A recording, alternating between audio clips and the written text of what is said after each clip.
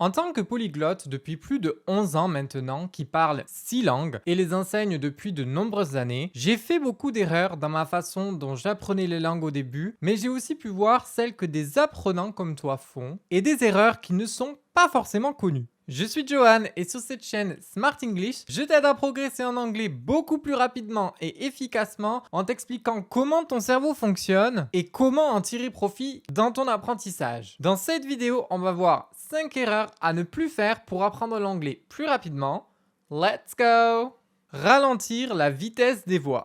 Que tu sois débutant ou intermédiaire en anglais, tu as cette envie de vouloir absolument tout comprendre tout de suite. Mais comme c'est une nouvelle langue, tu n'es pas habitué à son rythme à l'oral, à ses sonorités et à sa prononciation. Du coup, quand tu écoutes un audio ou une vidéo par exemple, tu es vite tenté de ralentir la vitesse des voix pour tout comprendre. Mais pourquoi c'est une erreur? Si tu t'habitues à écouter des audios à vitesse ralentie, ton cerveau va s'adapter à cette vitesse plus lente et quand tu passeras à une vitesse normale, tu auras du mal à suivre, alors que pour quelqu'un qui aura déjà été habitué à la vitesse naturelle, même s'il ne comprend pas tout, ce sera beaucoup moins difficile. Et l'explication derrière, elle est assez simple. Ton cerveau, il s'entraîne à reconnaître les sons et les mots à leur rythme normal. Et si tu ralentis l'audio, tu l'empêches de s'habituer à ce rythme. Ce sera donc plus difficile pour toi de comprendre quand tu écouteras des conversations en temps réel, comme dans un film ou une discussion. Une autre chose importante et dont tu n'es pas conscient, quand tu regardes un film ou que tu parles avec quelqu'un, tu ne comprends pas forcément tous les mots et c'est parfaitement normal. Mais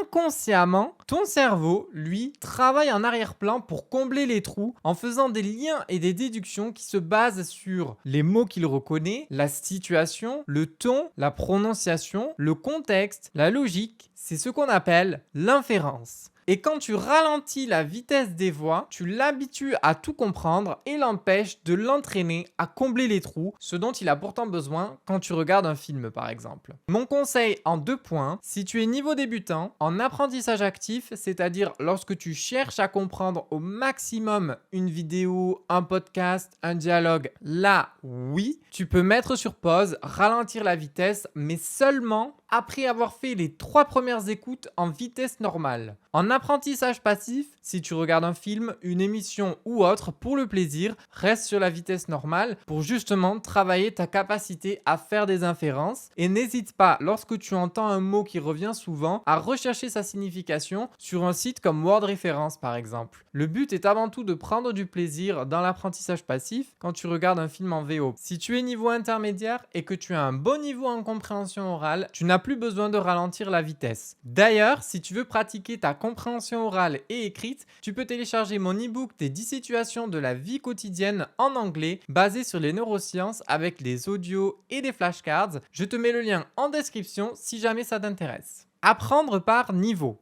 Je suis sûr que tu n'avais jamais entendu parler de ça et c'est normal, ça vient de ma propre expérience. Généralement, quand on est débutant, on prend des livres, des audios ou des vidéos adaptés à notre niveau, qui sont donc simplifiés et c'est tout à fait normal. Le problème, c'est qu'ils ne te mettent pas en contact avec la langue brute. Et ça risque de te jouer des tours pour la suite. Pourquoi ? Parce que tu risques d'avoir un choc brutal en voyant au fur et à mesure la langue devenir de plus en plus complexe. C'est donc important que tu vois comment la langue se comporte de manière naturelle dès le départ, sans chercher à comprendre ce que tu lis ou entends, mais le faire juste par curiosité. Regarde les mots qui sont utilisés, ceux qui reviennent souvent, l'intonation, le ton, l'ordre des mots, la structure des phrases. Cet exercice doit te permettre de t'habituer à la complexité de la langue. Le but, ce n'est pas que ça te décourage, essaye de le faire le plus régulièrement possible. En plus de pratiquer à côté avec des ressources qui sont adaptées à ton niveau, bien sûr. Et ça peut même devenir ton objectif d'ailleurs. Comprendre un texte de niveau avancé pour savoir quand tu as atteint le niveau que tu souhaites atteindre. Si cette vidéo te plaît, n'oublie pas de mettre un petit like et de t'abonner à la chaîne. C'est très important, surtout pour un petit créateur comme moi.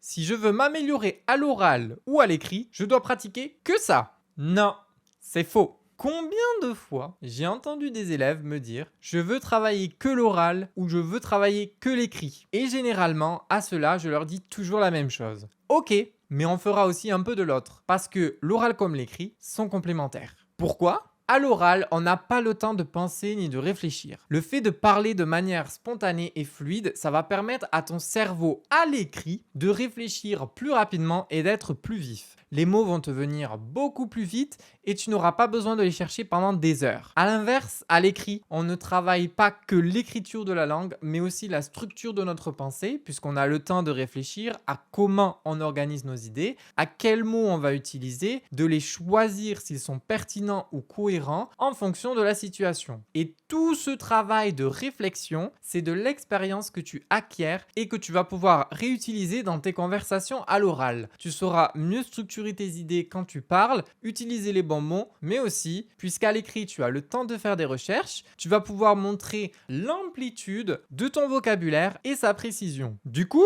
si tu dois te concentrer sur un en particulier, ne néglige jamais l'autre, même si tu lui consacreras moins de temps. N'oublie pas qu'il te sera utile dans tous les cas.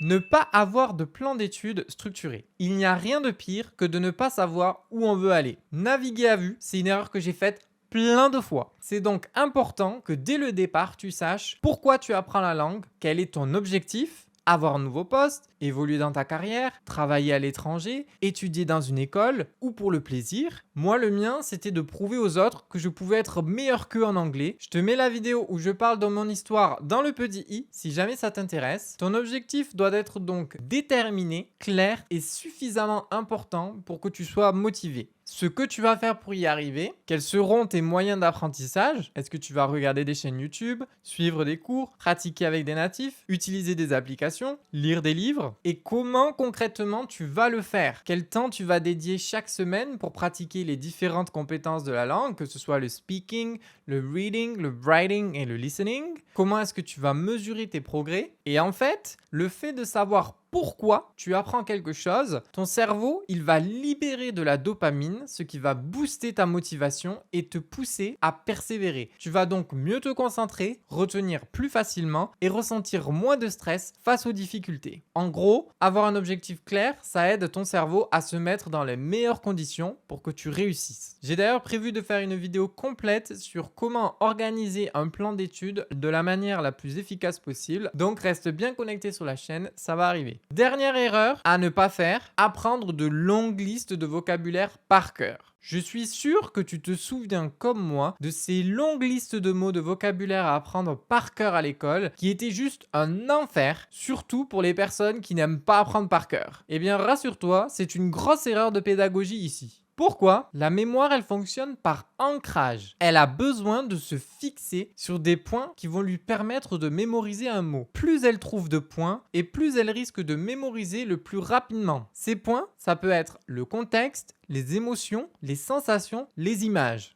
Donc, quand tu regardes une série, quand tu étudies un dialogue, comme ceux dans mon e-book, ou encore écoute un podcast, quand tu apprends une liste de mots par cœur, tu n'as seulement que le mot et tu n'as aucun point d'ancrage pour le fixer dans ta mémoire. Ce n'est donc pas suffisant pour que tu le mémorises sur le long terme de manière définitive. Et pour comprendre comment la mémoire fonctionne et comment mémoriser le plus efficacement possible, tu peux aller voir cette vidéo où je t'explique tout en détail.